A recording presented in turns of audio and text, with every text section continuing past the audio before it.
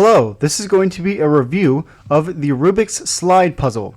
If you want more information on where you can buy this puzzle, I do have an unboxing video on my channel, and you should check that out for more information on the packaging and where you can buy it, prices, all the things like that.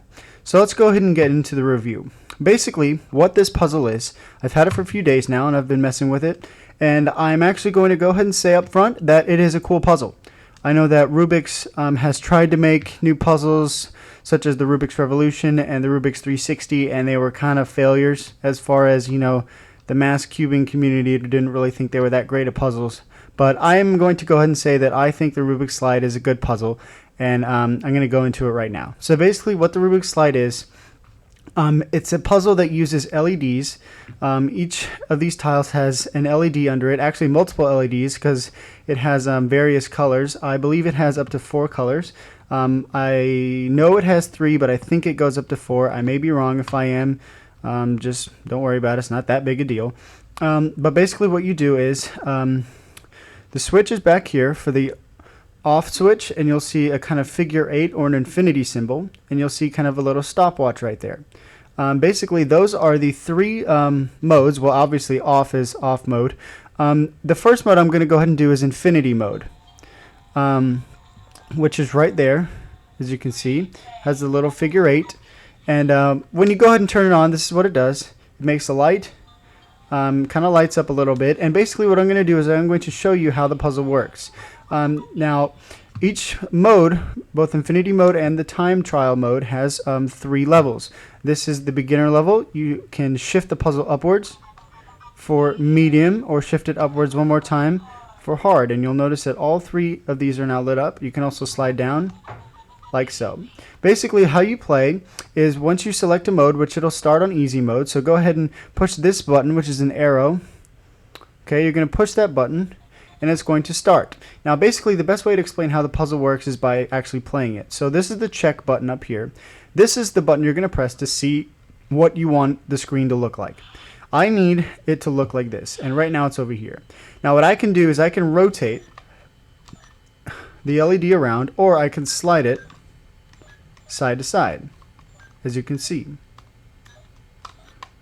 Rotating it will move this piece around the kind of edges, if you will, and you can also rotate it along the corners.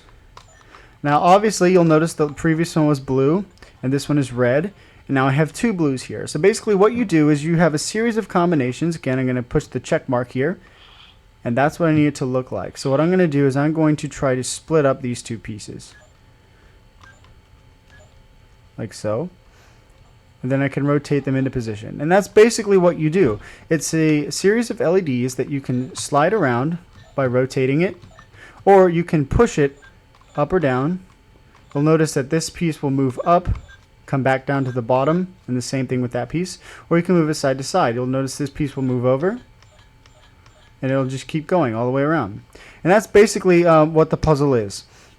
A series of LEDs, you push the check mark to see what the picture is supposed to be, and then you slide it up, down, left, right, or rotate right or rotate left in order to slide the LEDs around. Now of course the puzzle doesn't actually move, just the LEDs light up in different areas, but it gives you the impression that you're actually rotating the pieces around. And that's why it's called a Rubik's Slide, because you actually slide the top face here.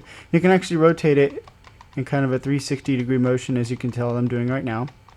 And basically that's all you do. You slide it up, down, left, right, and rotate it in order to move the LEDs around. Now as far as the actual motion, the shifting motion is pretty precise. Very little does it ever confuse a rotate with a direct shift. So for example, if you're trying to rotate to the right, that's pretty much a rotation, and if you're trying to slide to the right, that's pretty much a slide. It doesn't confuse the differences between a rotation and a slide very often. So as far as the actual internal mechanism, the battery and the computer chip inside does a very good job of making sure that the action is nice and precise and that it doesn't confuse one motion with the other. As far as the actual sliding motion, the hardware goes, it's very smooth. It always returns to its position, so it kind of has like a little spring, I guess, on the inside, similar to an analog joystick. You know, like on an Xbox, you know, you move it one way and it snaps back to the middle. That's similar to what this does. So you don't have to, you know, worry about it getting stuck over there or getting stuck halfway through a rotation. It always goes back to its original position. And it's very smooth. All the action is very precise. The plastic is a high quality, and so you don't have to worry about lubricating it or anything. I actually wouldn't, because obviously there's you know, batteries and computer chips inside of it, and you might actually damage it if you spray this with lubricant.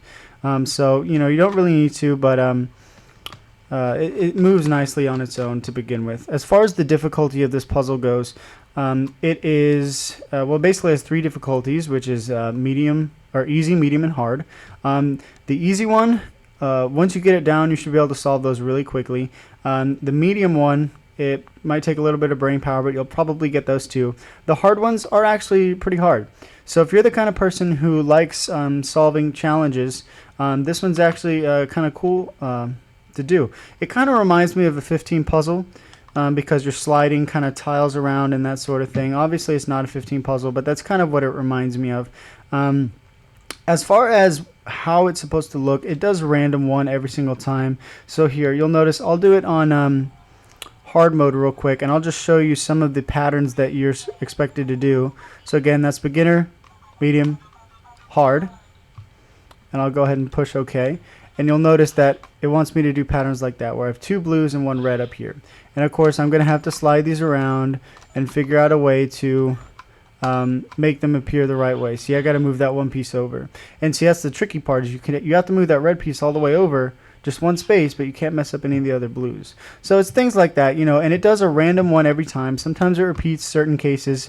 A lot of times it doesn't, because obviously, with a certain number of LEDs and a certain number of colors and a certain number of positions on the actual face, you can have, you know, thousands and thousands of combinations with this puzzle. So as far as getting bored, if you're the kind of person who likes challenges, this is actually really fun for you. You're going to have a bunch of different combinations. Very rarely will you run over the same one multiple times. Maybe it'll repeat it once or twice, but for the most part, if you like a challenge and you like figuring things out on your own, this is actually a great puzzle for you. Now, it's not considered a twisty puzzle in my book, because obviously there aren't pieces that move and interlock with each other. But it is, like I said, similar to a 15 puzzle. And it's actually really fun. I do enjoy playing with it quite a bit. It's 1,000 times funner than the Rubik's Revolution. I think it's funner than the Rubik's 360 because I thought both of those puzzles were kind of bad, to be honest. But as far as, you know, Rubik's running out of ideas, so they're coming up with crap like this, I don't think that's true at all. I think that Rubik's actually did a really good job with this puzzle. Not only is the quality nice, and the computer chip does a great job of recognizing movements and stuff, it's very nice. But as far as the actual just idea of coming up with the puzzle and the complexity of it, obviously it's a simple puzzle, but you can get very complicated with the various patterns that you get. So I definitely recommend this.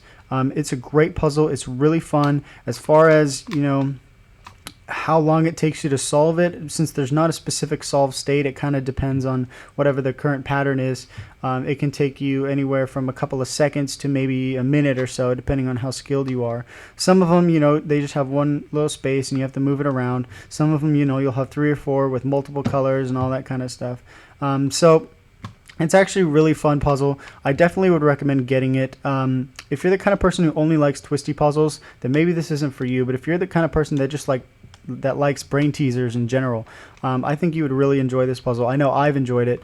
It's really fun. Another thing that's cool about it is that you can give it to pretty much anyone. You know, a lot of times people solve Rubik's Cubes and they're like, oh, I wish I could do that, but they can't. You know, something like this, you can, you know, put it on easy mode and pass it to somebody and they can actually do this, you know. It's, as far as instruction goes, it's not very difficult to learn as far as the easier levels go. One last thing though, the time trial mode, which is the last mode, right there, has a little clock if you can see that. Basically all it is a sequence of 10. It'll give you 10 random situations and you have to solve them, and I believe you get, you know, maybe 30 seconds or so to solve each one. Obviously on easy mode, you can pretty much solve all 10 of them in less than a minute if you really wanted to. I think my roommate solved all 10 of them in like 50 seconds or something like that. But as far as the medium and hard goes, you get 30 seconds for each. So it kind of forces you to think faster on your feet. But at the same time, it's not it's not that difficult. As far as the infinity mode tends to give you, well, like I said, it's infinity, so it keeps giving you more and more. There's no time limit, but a lot of times it doesn't do a good job of varying the difficulty. Sometimes you'll get a really easy one, sometimes you'll get a really hard one. Now, of course, these are within the medium, easy, and hard levels, but sometimes you'll get ones that are ridiculously easy that you can solve in like 2 seconds, or some that'll actually take you a long time, and it kind of varies. There's not like a steady increase in difficulty on the infinity mode, but regardless of which one you do, it's a really fun puzzle. It's a great puzzle, and I really enjoyed playing with it, and I think you will too. So check it out. It's the Rubik slide. Very good puzzle. Thank you for watching the review. If you have any questions, feel free to post a comment below. Again, if you have any questions about where you can buy it, check out the unboxing video I have on my page. And if you like my channel and like my videos, please check out some other of my content and subscribe. I'd really appreciate that. I guess that's it for the review. I'll see you guys next time. Thank you for watching.